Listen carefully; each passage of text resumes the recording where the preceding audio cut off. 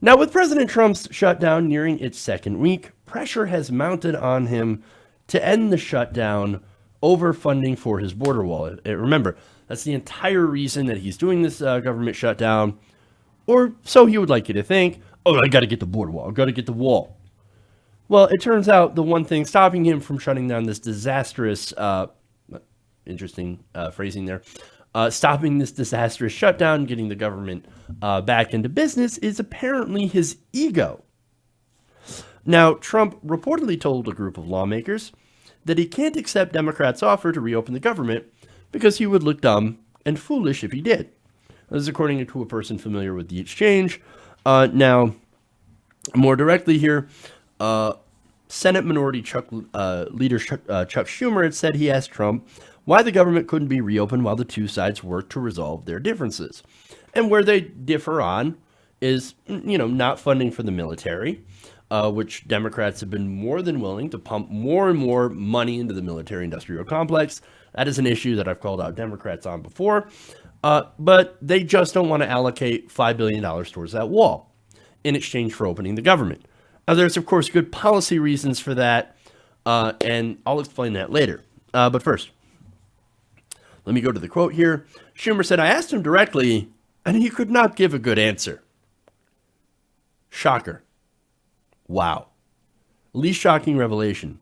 Now, after Democrats explained their plan to pass measures funding the government, including the Department of Homeland Security, at least temporarily as negotiations continued, Schumer repeatedly asked Trump why he opposed that approach. The person familiar with the exchange had said. Eventually, Schumer asked for a third time for one reason Trump wouldn't accept the offer, and he responded, quote, I would look foolish if I did that. So, there you go. No actual good reason to let over 800,000 federal workers, some working paycheck to paycheck, get back to work, except for Trump's very fragile ego. Can I mention snowflake? Now, the saddest thing is this isn't even about policy per se, right? It's not about a wall, as I'm going to tell you later. No, this is about feelings. I mean, again, he went from concrete wall, right? So it was originally asking, I want a concrete wall. And he's like, I want steel slats. And it kind of looks like a wall. No. See, here's the thing. This has never been about border security. This is nothing more than a $20 billion to $70 billion vanity project for Donald Trump. Well, that's what this is about.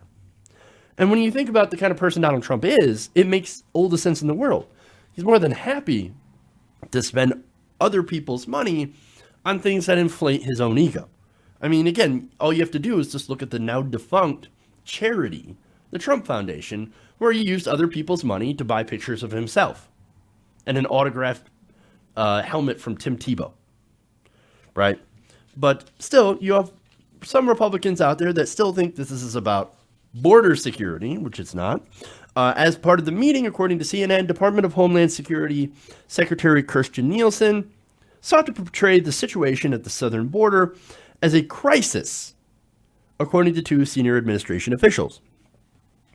Now, Nielsen said, this is not a status quo situation. We are in a crisis situation. This is according to one of the officials relaying Nielsen's remarks, which are aimed at the Democratic leaders, Chuck and Nancy. She said, status quo funding is not enough. That's a crisis, man. Really, what's the crisis here? What's the crisis? Is it the caravans? Again, the caravans stopped being news as soon as the midterms were over. And most of it had already kind of splintered apart. A lot of the people ended up staying in Mexico.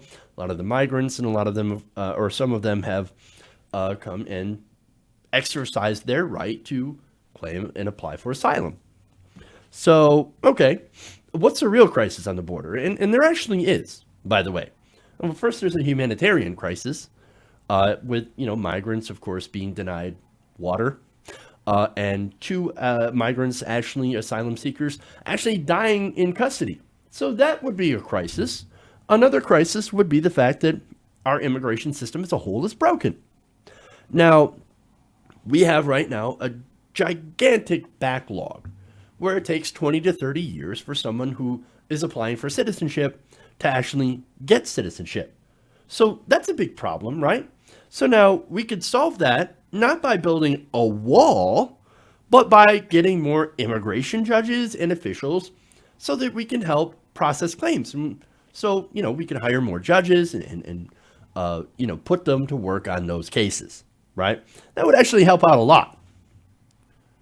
A wall would help out not at all. So what he does is that he wants kind of a wall, but actually steel slats and maybe like a border fence, which, by the way, that was Hillary Clinton's position, was a border fence. So also that he doesn't look foolish in negotiations with Democrats.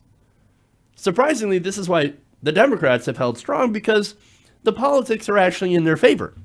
Donald Trump, policy-wise, is backed in, right? And, of course, optics-wise, he's also backed in.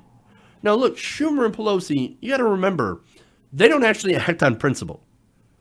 Okay? What they do is they act on politics. And if it's beneficial politically for them to stay strong and not give in and not cave, well, then they'll hold all day long.